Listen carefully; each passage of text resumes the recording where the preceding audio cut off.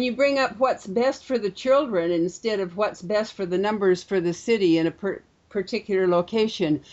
That is really a correct way to look at it. We need to look at what's best for the children. What's the best education we can give with what we've got? What can we do with Sure. what we've got? Oh, absolutely. I agree. We've got so many awesome, fabulous programs.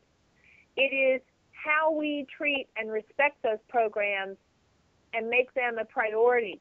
Now, you and I grew up in the area where in the era when vocational education was seen as not in a positive light. If a student wanted to go to learn how to become an electrician or how to become a plumber or an auto mechanic, even the school system saw that as second-class citizens. And yet, if you look at the entrepreneurs and small businesses that support communities, every community needs electricians, plumbers, auto mechanics. So there are a lot of those people who make a good six-figure income, but who only graduated from high school, did not go to, maybe didn't even go to a two-year college. And I think our focus on education and programs, we have to change. We've got to start looking at what is best for that student and not talk about so much, you've got to go to college. Well, you don't have to go to college. College is great, but college is not for everyone. Neither is a two-year college, whether it's four-year, two-year, or what.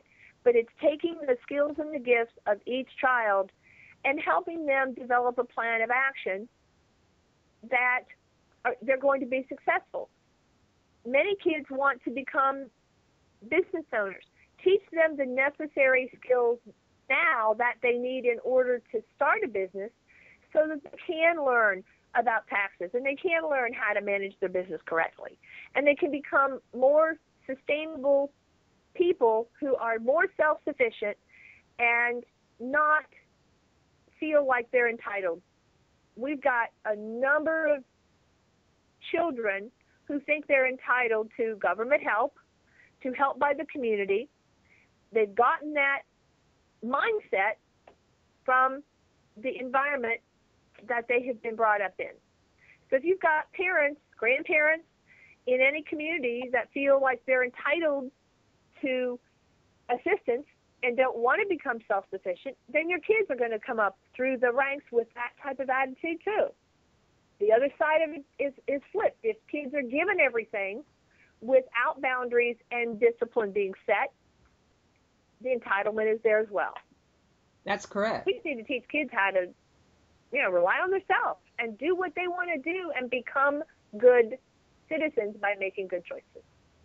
That is absolutely correct. There's a simple art in success, and one of the things is that finding a need and filling it. And that doesn't have anything to do with how many pieces of paper you've got behind your name. It has to do with the capacity to recognize it.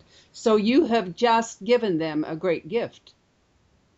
Oh, I agree. The kids are whatever we can do to help kids or help parents of children. I'm involved now I have two close friends, but they're also colleagues who have situations in their families where bullying has become the number one form of entertainment in two varied school systems, one here in South Alabama and the other in Mississippi.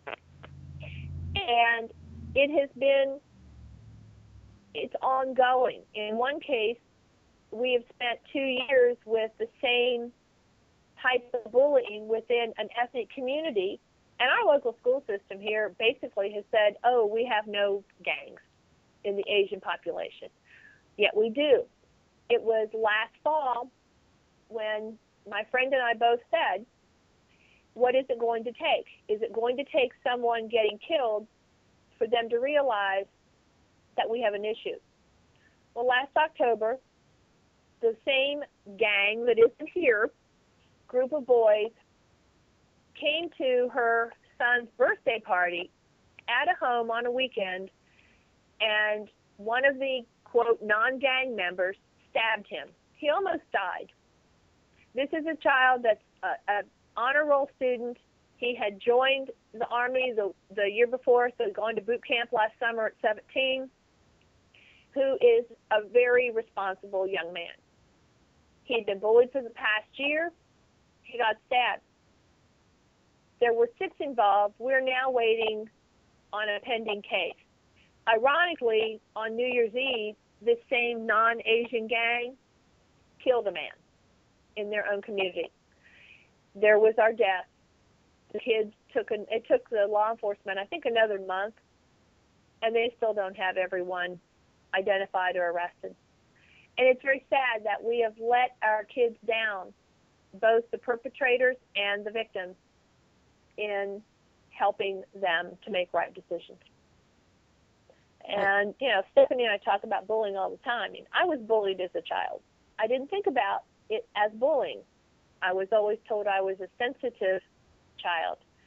And it wasn't that I was sensitive. It was that what was said to me was hurtful. And I think sometimes you have to allow the hurt and the pain to come through and not, bucker up and pucker up and, be staunch and not talk about it.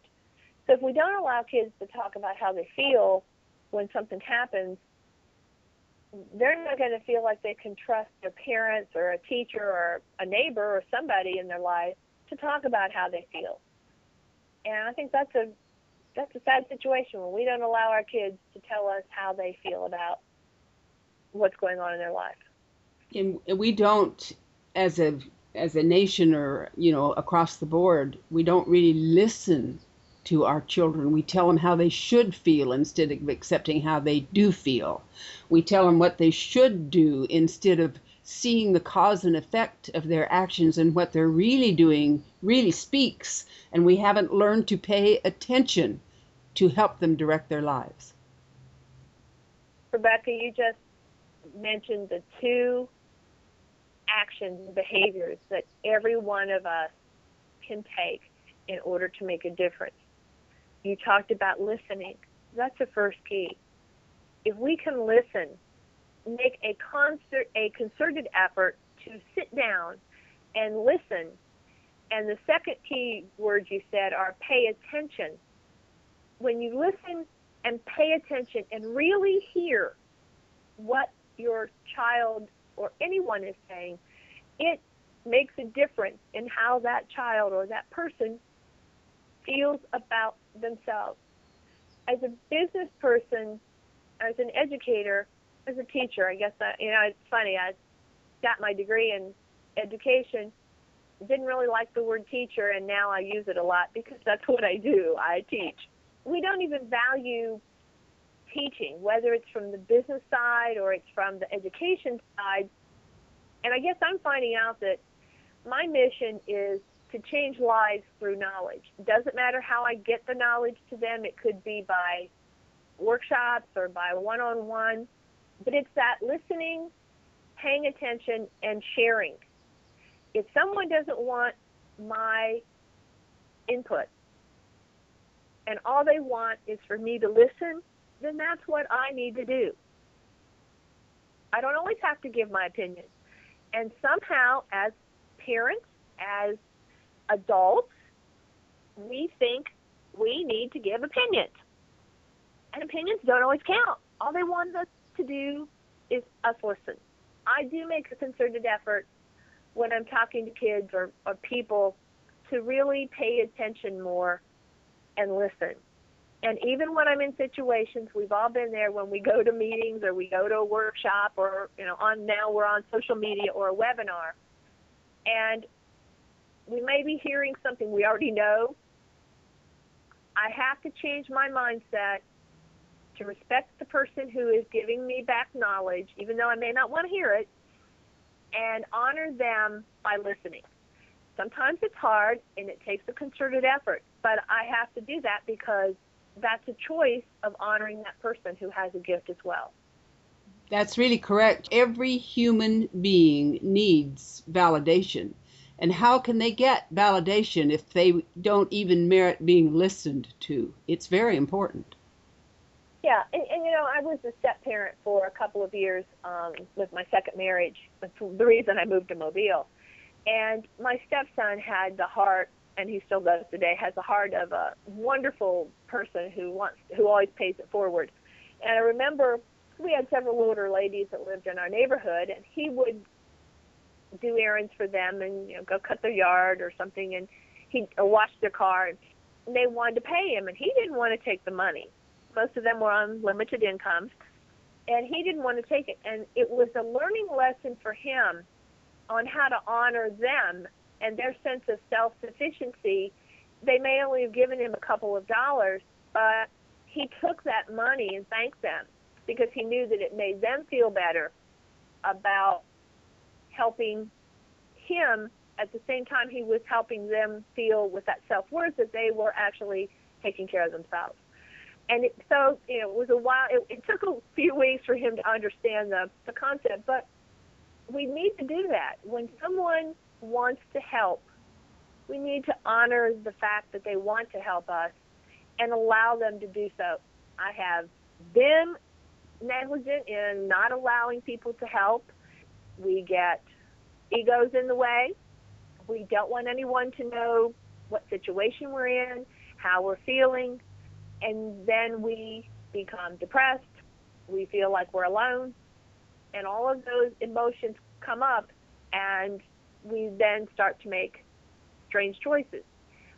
But when we allow people in our lives and around us, nothing's more important than honoring people who want to help and find ways to allow them to help us. I've been blessed to find a group of women across the country, some that I know haven't had a whole lot of personal experience with, but just through conversation, we help each other. And that's the kind of support that sometimes I think is missing in our communities. Do we know our neighbors? You're right. Do we know who we can count on?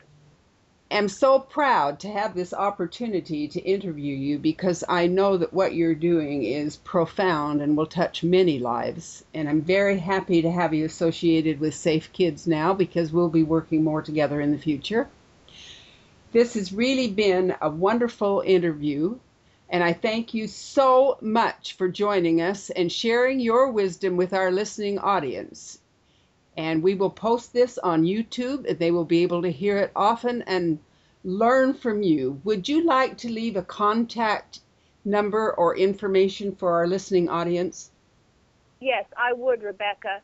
The website for the Kids Initiative that people can sign up on, and I really hope people do register and support what we're doing and list their nonprofits or their community programs with us, is www.baycoastcp.com/the Kids Initiative.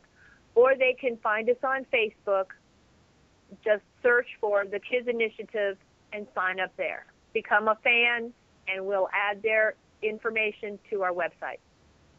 A telephone number they can reach us at Kids Initiative is area code 251-404-3924. Thank you so much. Sherrie Graham, thank you. Wonderful, wonderful woman, powerful. Please learn from what she has taught you today. This is priceless. Thank you so much, Sherrie. Thanks, Rebecca. You have a fabulous day. Delighted. Thank you.